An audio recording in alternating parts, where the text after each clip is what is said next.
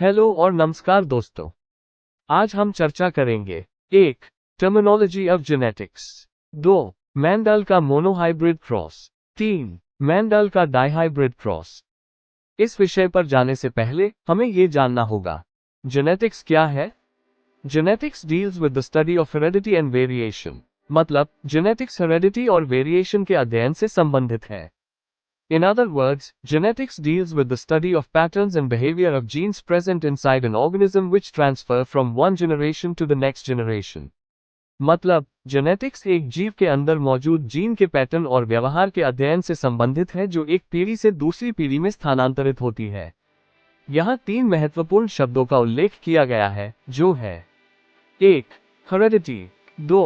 Variation, 3. Gene. Heredity, It is the transmission of genetically based characters from parents to their offspring. मतलब यह माता पिता से उनकी संतानों तक आनुवंशिक रूप से आधारित कैरेक्टर्स का ट्रांसमिशन है। Variation. It is the level of differences in the progeny and between the progeny and the parents. मतलब ये संतान में और संतान और माता पिता के बीच अंतर का स्तर है। Gene. It is a specific sequence of nucleotides that have certain characters which is seen in an organism. Genes are responsible for different characters which are shown by an organism. मतलब यह न्यूक्लियोटाइड का एक विशिष्ट sequence है जिसमें कुछ characters होते हैं जो एक जीव में देखे जाते हैं। जीन विभिन्न कैरेक्टर्स के लिए जिम्मेदार होते हैं जो एक जीव द्वारा दिखाए जाते हैं। Genes are transferred from one generation to another, so that heredity or variation is seen. मतलब जीन को एक पीढ़ी से दूसरी पीढ़ी में स्थानांतरित किया जाता है ताकि हेरेडिटी या वेरिएशन देखी जा सके। Thus, the study of genes and its behavior is called genetics. Genetics शब्द 1905 में विलियम बेटसन द्वारा प्रस्तावित किया गया था। जेनेटिक्स के पिता ग्रेगर जोहान मेंडल हैं क्योंकि वो पहले व्यक्ति थे जिन्होंने जेनेटिक्स के प्रति अपना योगदान दिया था। मेंडल अपने प्रयोग के लिए गार्डन पी मतलब बगीचे के मटर पिसम सटाइवम के पौधे का चयन करें। Reason for choosing pea plant is as follows. 1. Pea plants show distinct alternative traits. इसका मतलब है कि मटर का पौधा अलग अलग रूपात्मक चरित्र दिखाता है। 2.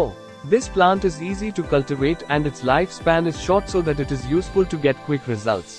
मतलब इस पौधे की खेती करना आसान है और इसका जीवन काल कम है ताकि यह परिणाम प्राप्त करने के लिए उपयोगी हो। 3. The flowers show self-pollination so that Mendel can maintain their characters with ease. मतलब फूल सेल्फ पॉलिनेशन दिखाते हैं ताकि मेंडल आसानी से अपने कैरेक्टर्स को बनाए रख सके। 4. Mendel can easily cross-pollinate the flowers and keep their reading for further research. मतलब मेंडल आसानी से फूलों को क्रॉस-पॉलिनेट कर सकते हैं और आगे के शोध के लिए उनका पठन रख सकते हैं। अब हम चर्चा करने जा रहे हैं टर्मिनोलॉजी ऑफ जेनेटिक्स। मतलब जेनेटिक्स का अध्ययन करते समय सामान्य रूप से उपयोग किए जाने वाले शब्द। Allele. It is the alternate form of same gene which determine the contrasting expression of a characters. मतलब यह एक ही जीन का वैकल्पिक रूप है जो एक वर्ण की विपरीत अभिव्यक्ति को निर्धारित करता है। उदाहरण के लिए यदि एक कैरेक्टर एक पौधे की ऊंचाई है तो ऊंचाई के 2 रूप हैं यानी लंबा और बौना, और एलील या तो लंबा टी या बौना टी होगा। Contrasting characters. The plants with observable differences are called contrasting characters. मतलब देखने योग्य अंतर वाले पौधों को विपरीत वर्ण कहा जाता है। उदाहरण के लिए अलग अलग ऊंचाई वाले पौधे यानी लंबे और बौने पौधे, सफेद और लाल रंग के फूलों वाले पौधे आदि। Dominant and recessive character. When two plants having contrasting characters are crossed, only one character is expressed and another character is suppressed in their offspring. The characters which is expressed is called dominant character and other one which is suppressed is called recessive character. मतलब जब विपरीत वर्णों वाले 2 पौधों को cross किया जाता है तो केवल एक चरित्र एक्सप्रेस किया जाता है और दूसरा चरित्र उनकी संतानों में सुप्रेस दिया जाता है। जो पात्र एक्सप्रेस किए जाते हैं उन्हें डोमिनेंट कैरेक्टर्स कहा जाता है और अन्य जो सुप्रेस दिया जाता है उसे रिसेसिव कैरेक्टर्स कहा जाता है। मटर के पौधों में डोमिनेंट और रिसेसिव कैरेक्टर वाले कंट्रास्टिंग कैरेक्टर्स हैं। पौधे के आकार वाले चरित्र में लंबा रूप डोमिनेंट होता है और बौना रूप रिसेसिव होता है। फूल की स्थिति वाले चरित्र में अक्षीय प्रकार डोमिनेंट है और टर्मिनल रिसेसिव है। इस तरह फली के चरित्र आकार में डोमिनेंट फुलाया जाता है और रिसेसिव संकुचित होता है। फली के रंग में डोमिनेंट हरा है और रिसेसिव पीला है। बीज के आकार में डोमिनेंट गोल होता है और रिसेसिव झुर्रीदार होता है। बीज के रंग में डोमिनेंट पीला होता है और रिसेसिव हरा होता है। बीज कोट रंग में डोमिनेंट ग्रे होता है और रिसेसिव सफेद होता है। Homologous chromosomes, chromosomes having similar shape and size are called homologous chromosomes। मतलब समान आकार और प्रकार वाले क्रोमोसोम को homologous क्रोमोसोम कहा जाता है। क्रोमोसोम हमेशा जोड़े में मौजूद होते हैं। Homozygous, individual having similar alleles of same character on same locus or position of homologous chromosomes are called homozygous। मतलब एक ही स्थान या homologous chromosomes की स्थिति पर एक ही कैरेक्टर के समान एलील वाले इंडिविजुअल को homozygous कहा जाता है। उदाहरण के लिए homologous क्रोमोसोम जिनमें एलील कैपिटल T या स्मॉल t होते हैं। Heterozygous, individual having dissimilar alleles of same character on same locus or position of homologous chromosomes are called heterozygous। मतलब एक ही स्थान या homologous chromosomes की स्थिति पर एक ही कैरेक्टर के अलग अलग एलील वाले इंडिविजुअल को heterozygous जाता है। उदाहरण के लिए homologous chromosomes जिसमें एलील कैपिटल T होते हैं। Phenotype, the physical observable characters of an individual is called phenotype। मतलब किसी व्यक्ति के देखने योग्य कैरेक्टर्स को फेनोटाइप कहा जाता है। उदाहरण के लिए एक पौधा जिसमें लंबा सफेद रंग का फूल, गोल बीज आदि होता है। Genotype, the genetic combination of a character in terms of alleles is called genotype। मतलब एलील के संदर्भ में एक कैरेक्टर के जेनेटिक कॉम्बिनेशन को जीनोटाइप कहा जाता है। उदाहरण के लिए जीनोटाइप कैपिटल T या कैपिटल T वाला एक लंबा पौधा। Crossing, an artificial pollination between plants having contrasting characters are called crossing, which form a hybrid having both the characters of parents। मतलब विपरीत वर्णों वाले पौधों के बीच एक आर्टिफिशियल पॉलिनेशन को क्रॉसिंग कहा जाता है, जो माता पिता के दोनों कैरेक्टर्स वाले एक हाइब्रिड का निर्माण करता है। अब हम मेंडल के मोनोहाइब्रिड क्रॉस के बारे में चर्चा करने जा रहे हैं। Monohybrid cross is a cross between two plants having a single pair of contrasting characters। मतलब मोनोहाइब्रिड क्रॉस दो पौधों के बीच एक क्रॉस है जिसमें कंट्रास्टिंग कैरेक्टर की एक जोड़ी होती है। Mendel chose two pea plants having characters homozygous tall having genotype capital T and homozygous dwarf having genotype small t। He named them as P1 generation। मतलब मेंडल दो मटर पौधों का चयन करते हैं जिनमें homozygous tall with genotype capital T और homozygous dwarf with genotype small t होता है। उन्होंने उन्हें P1 जनरेशन के रूप में नामित किया। From P1 generation, he got two types of gametes which are capital T and small t respectively। He named them as G1 generation। मतलब P1 जनरेशन से उन्हें दो प्रकार के गेमीट्स मिले जो क्रमशः कैपिटल T और स्मॉल t हैं। उन्होंने उन्हें G1 जनरेशन के रूप में नामित किया। After crossing G1 generation, he got a tall pea plant having genotype heterozygous capital T and small t। He named it as F1 generation। मतलब G1 जनरेशन को क्रॉस करने के बाद उन्हें एक टॉल मटर का पौधा मिला जिसमें जीनोटाइप हेटेरोजाइगस टॉल T और स्मॉल t थे। उन्होंने इसे F1 जनरेशन का नाम दिया। From F1 generation, he got two types of gametes which are capital T and small t। He named them as G2 generation। मतलब F1 जनरेशन से उन्हें दो प्रकार के गेमीट्स मिले जो हैं कैपिटल T और स्मॉल t। उन्होंने उन्हें G2 जनरेशन के रूप में नामित किया। By crossing them with each other, he got four types of plant having genotypic characters। मतलब उन्हें एक दूसरे के साथ क्रॉस करके उन्हें जीनोटाइपिक वर्णों वाले चार प्रकार के पौधे मिले।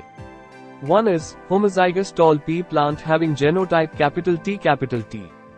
Two are heterozygous tall pea plants having genotype capital T small t। One is homozygous dwarf pea plant having genotype small t। The ratio of observable characters of pea plant or the phenotypic ratio is tall is to dwarf is 3:1। The ratio of combination of genes or genotypic ratio is capital T is to capital T small t is to small t is 1:2:1।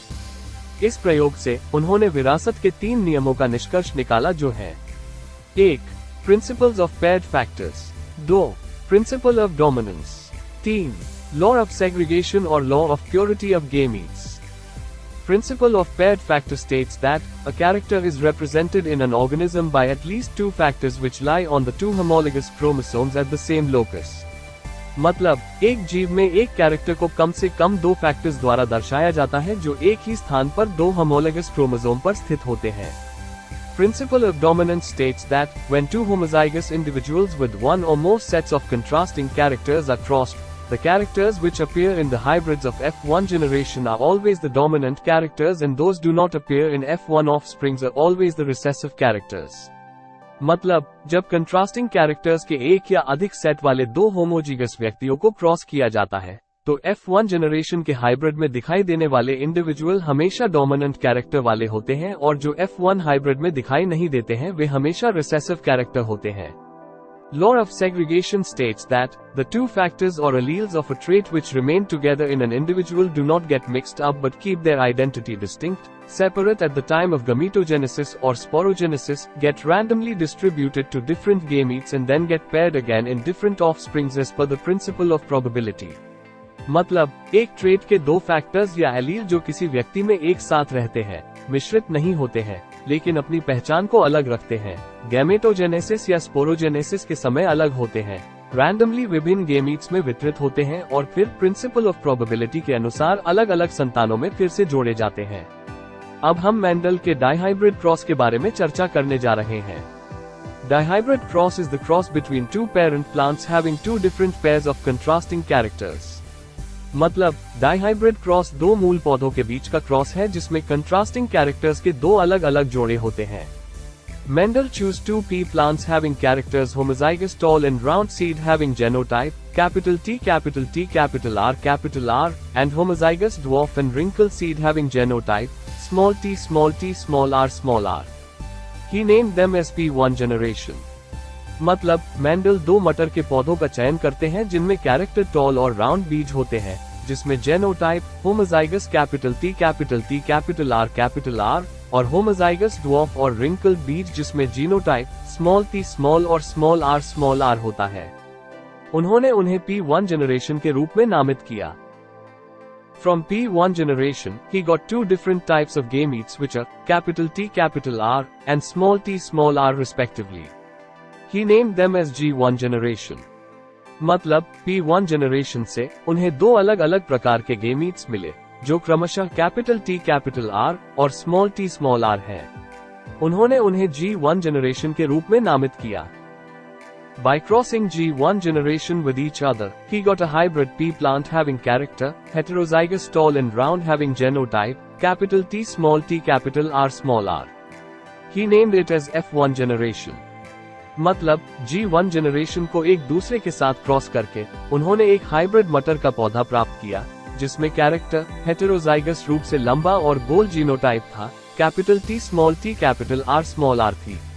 उन्होंने इसे F1 generation का नाम दिया. From F1 generation, he got four types of gametes, which are capital T capital R, capital T small capital R and small t small r respectively. He named them as G2 generation. मतलब F1 generation से उन्हें चार प्रकार के gametes मिले जो क्रमशः capital T capital R, capital T small t capital R और स्मॉल t स्मॉल r हैं.